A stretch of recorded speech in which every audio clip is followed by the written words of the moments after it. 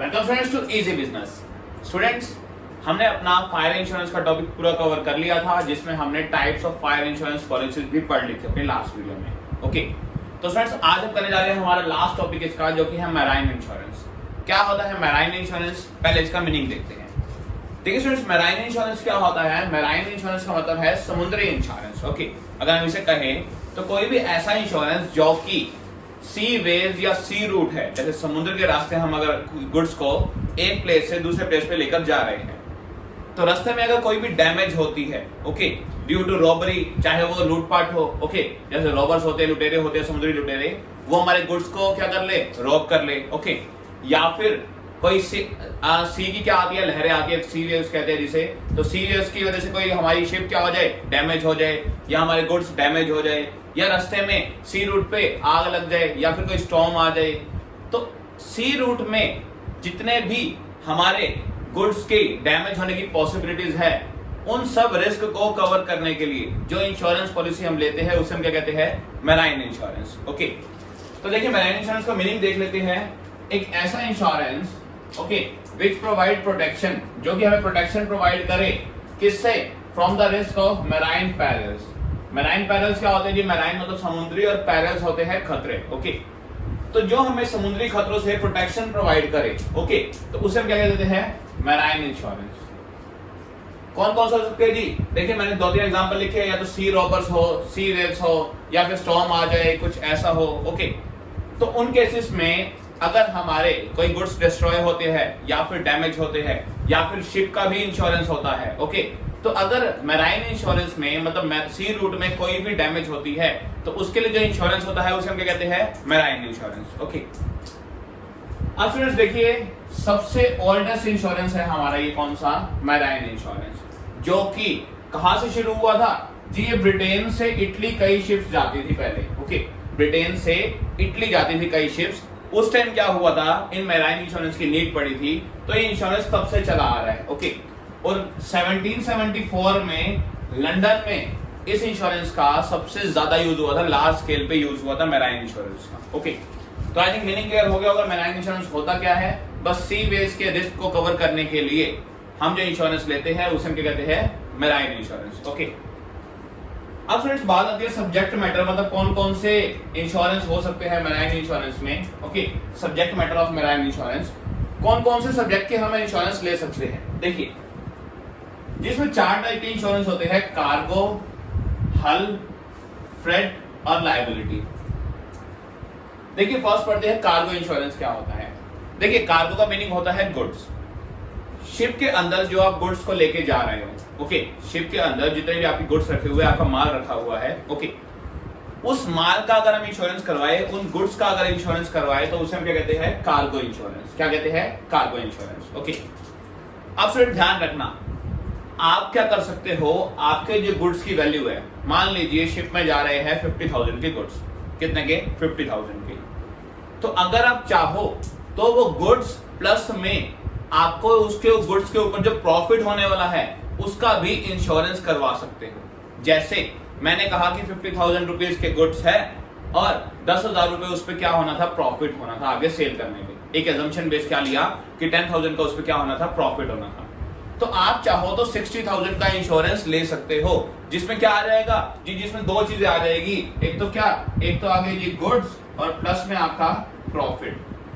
तो आपने दोनों चीजों को क्या ले लिया, इंश्योरेंस ले लिया। ओके, तो अगर आपके गुड्स डैमेज होते हैं तो इंश्योरेंस कंपनी आपको गुड्स की कॉस्ट प्लस में प्रॉफिट भी पे करेगी। ओके, तो फर्स्ट ही क्या था हमारा, कार्गो इंश्योरेंस, जो कि किसके लिए होता है, गुड्स के लिए। सेकंड पे आते हैं जी, सेकंड क्या है, हल इंश्योरेंस। क्या है? हल इंश्योरेंस। जी हल इंश्योरेंस क्या होता है जी? हल इंश्योरेंस का मीनिंग है शिप का इंश्योरेंस। किसका? शिप का इंश्योरेंस। जी देखिए, अब गुड्स के साथ हमने अगर एक और इंश्योरेंस लिया है, हल इंश्योरेंस। कौन सा? हल इंश्योरेंस। तो इसका मतलब जी शिप अगर डैमेज होती है किसी भी रीजन से, अगर शिप डैमेज होती है किसी भी रीजन से, तो शिप का इंश्योरेंस करवाना उसे हम क्या कहते हैं, हल इंश्योरेंस। ओके, तो मान लीजिए सी वेव्स आ गई, जिससे शिप को कोई नुकसान हुआ, शिप डूब गई, तो उसके बदले हमें क्या करेगी, इंश्योरेंस कंपनी कंपनसेट करेगी उस शिप के लिए। ओके, तो उसके लिए जो हम इंश्योरेंस ले रहे हैं वो कौन सा है, हल इंश्योरेंस। तो कार्गो हो गया गुड्स के लिए, हल हो गया शिप के लिए। नेक्स्ट पढ़ते हैं क्या जी? जी नेक्स्ट है फ्रेट इंश्योरेंस। देखिए फ्रेट का हिंदी मीनिंग क्या होता है? फ्रेट होता है भाड़ा। क्या होता है? भाड़ा। ओके, अब फ्रेट इंश्योरेंस का मीनिंग क्या है? देखिए स्टूडेंट्स, जो शिपिंग कंपनी है, शिपिंग कंपनी की इनकम क्या है?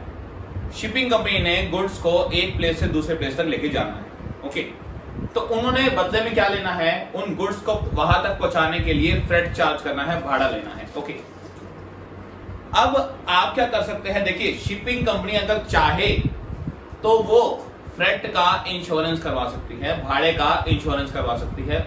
वो कैसे होगा? मान लीजिए ये मान लीजिए एक शिप जा रही है भाई, इटली से ब्रिटेन जा रही है। ओके, मैं क्या कह रहा हूं? इटली से ब्रिटेन जा रही है। ओके, पर शिपिंग कंपनी ने क्या करवा लिया है? इसका इंश्योरेंस करवा लिया है। किसका? फ्रेट का। अपने भाड़े का क्या करवा लिया है? इंश्योरेंस करवा लिया है। जब मान लीजिए, देखिए जब ब्रिटेन की कंपनी है जिसने गुड्स मंगवाए हैं, ओके, या फिर इटली जो कंपनी भेज रही है, ये दोनों कंपनी में जो भी भाड़ा पे करेगा वो कब करेगा? जब गुड्स सेफली पहुंच जाएंगे एक प्लेस से दूसरे प्लेस पे। ओके, जो भी इनके बीच एग्रीमेंट हुआ है कि फ्रेट कौन पे करेगा, तो दोनों कंपनी में से जो भी पे करेगा, इटली या ब्रिटेन में से जो भी पे करेगा, वो ओनली तभी पे करेगा जब गुड्स सेफली पहुंच जाएंगे अपने डेस्टिनेशन पे। लेकिन अगर मान लीजिए गुड्स सेफली डेस्टिनेशन में नहीं पहुंचते, तो ये दोनों कहेंगे कि फ्रेट किस चीज का? हमारे तो गुड्स पहुंचे ही नहीं।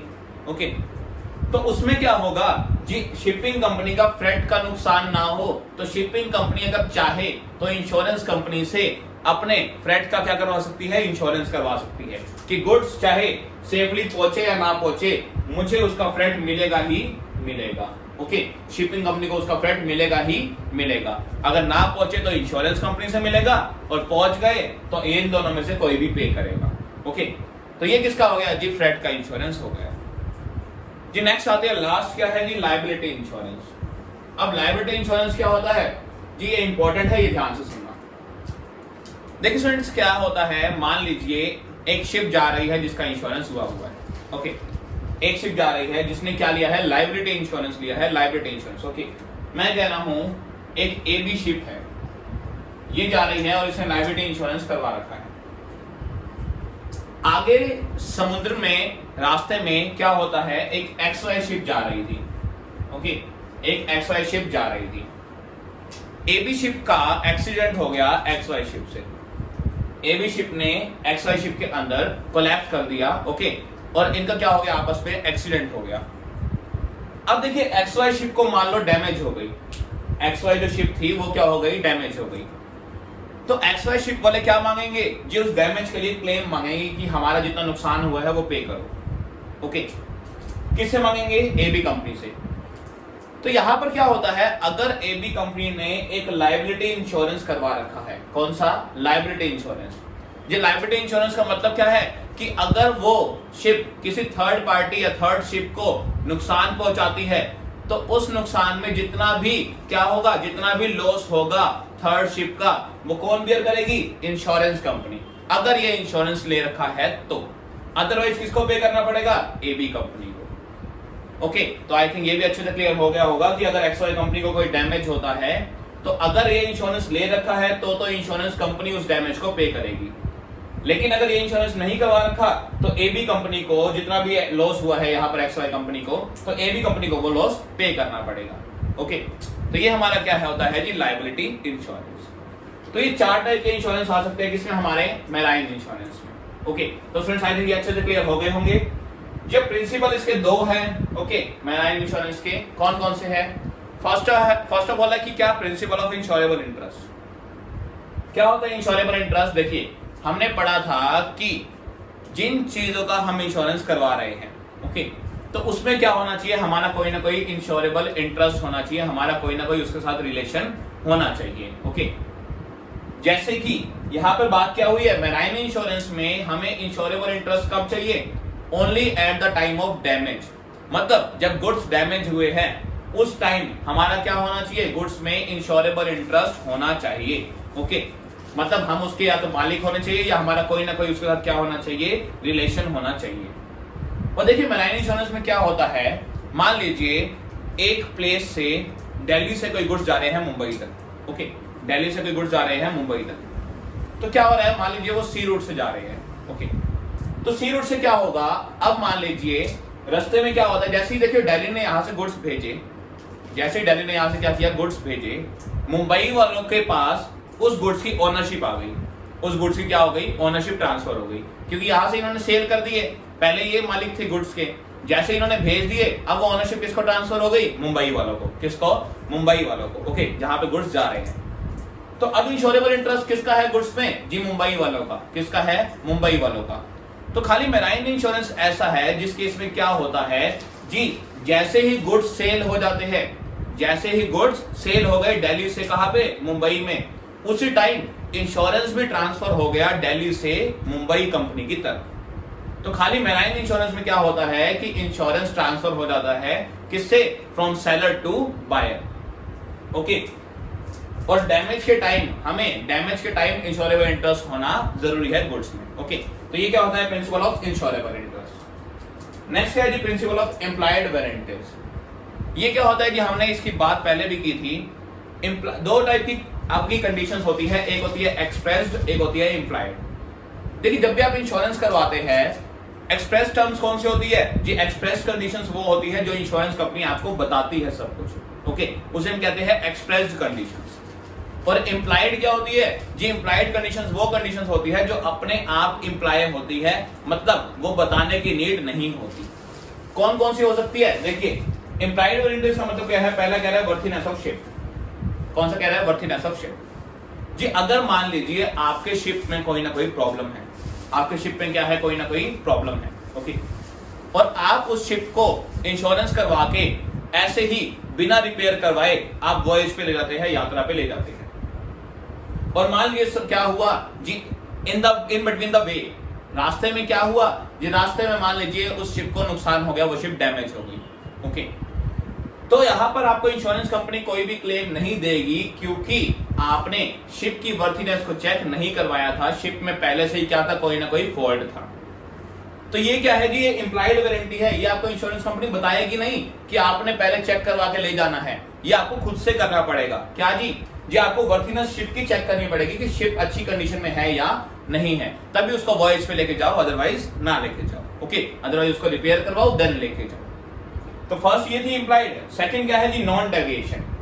नॉन डेविएशन ऑफ शिप, मतलब जिस शिप किसी भी रीजन से गलत रूट पे जान के ना ले जाओ, मैं यहां पे बात कर रहा हूं जान के, मतलब अननोइंगली। अननोइंगली क्या होता है, अनजाने में, तो वो तो क्या होगा, वो वैलिड माना जाएगा। लेकिन अगर आप नोइंगली, जाने में, मतलब आप जानते हो कि आप जान के गलत वे से जा रहे हो, मान लीजिए वो रूट छोटा है, ओके, लेकिन वहां पर खतरा ज्यादा है, वहां पर क्या है जी, स्टॉर्म्स वगैरह आते रहते हैं, और आप उस रूट से क्या कर रहे हो, उस शिप को लेके जा रहे हो, तो ऑब्वियस है कि आपको लॉस होने का खतरा क्या होगा, ज्यादा होगा। और उस रूट पे अगर आप लेके जा रहे हो और आपको शिप को कोई डैमेज हो जाती है, तो इंश्योरेंस कंपनी आपको कुछ भी पे नहीं करेगी, क्योंकि आप जान के वहां पर शिप को लेके गए हो उस रूट से, जबकि बाकी शिप्स किसी और रूट से जाती है जो कि सेफ है, ओके।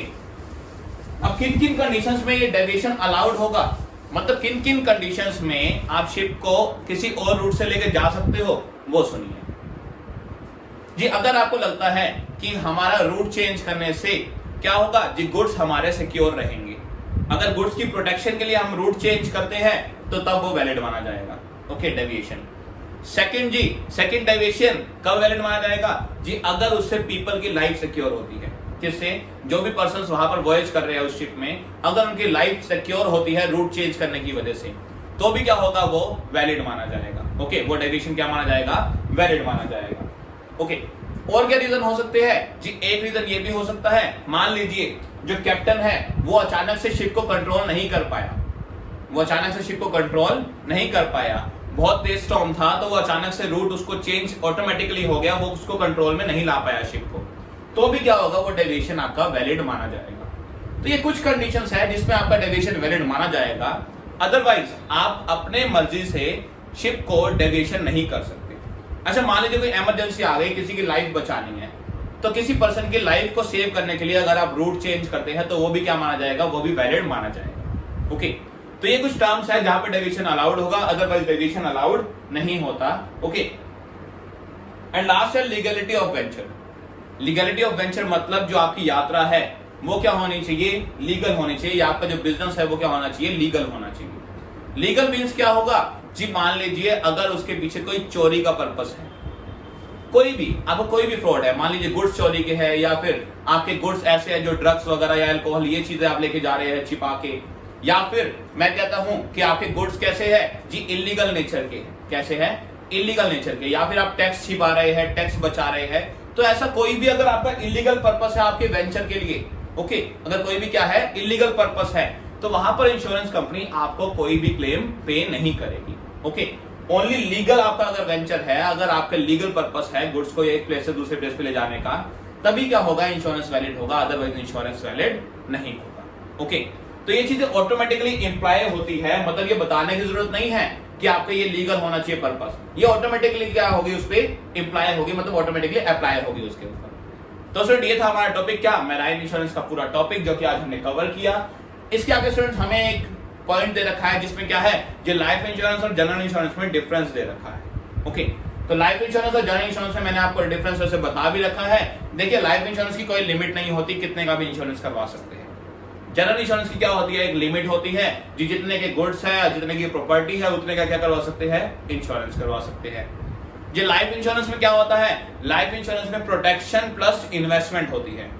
प्रोटेक्शन मतलब जी आपकी लाइफ प्रोटेक्ट भी है, और इन्वेस्टमेंट का मतलब जी आपको वो पैसे वापस मिलेंगे एक फिक्स टाइम के बाद। लेकिन जनरल इंश्योरेंस में जो बाकी सारे इंश्योरेंस है, कार, बाइक, या फिर ये हेल्थ का इंश्योरेंस, या कोई भी आप कह सकते हो, फायर इंश्योरेंस, मैराइन इंश्योरेंस, तो इन सारे इंश्योरेंस में आपको ओनली प्रोटेक्शन मिलती है, आपको इन्वेस्टमेंट नहीं मिलती, आपको वो पैसा वापस नहीं मिलेगा। ओनली क्या होगा, अगर कोई इवेंट होता है या फिर कोई डैमेज होती है तभी आपको पैसा मिलेगा, अदरवाइज नहीं मिलेगा। ओके, और हेल्थ इंश्योरेंस कितने भी टाइम का हो सकता है, लाइफ इंश्योरेंस लाइफ इंश्योरेंस कितने भी टाइम का हो सकता है, और जनरल इंश्योरेंस जनरली 1 साल का ही होता है, उससे ऊपर का नहीं होता, उसके बाद आपको उसको रिन्यू करवाना होता है। ओके, तो स्टूडेंट ये था हमारा पूरा का पूरा chapter life, fire and marine insurance. I think बहुत अच्छे से क्लियर हो गया होगा। तो आज के लिए इतना स्टूडेंट्स, मिलते हैं नेक्स्ट क्लास में जिसमें हम अपना नेक्स्ट चैप्टर स्टार्ट करने वाले हैं। तो स्टूडेंट्स वीडियो पसंद है तो लाइक जरूर करना।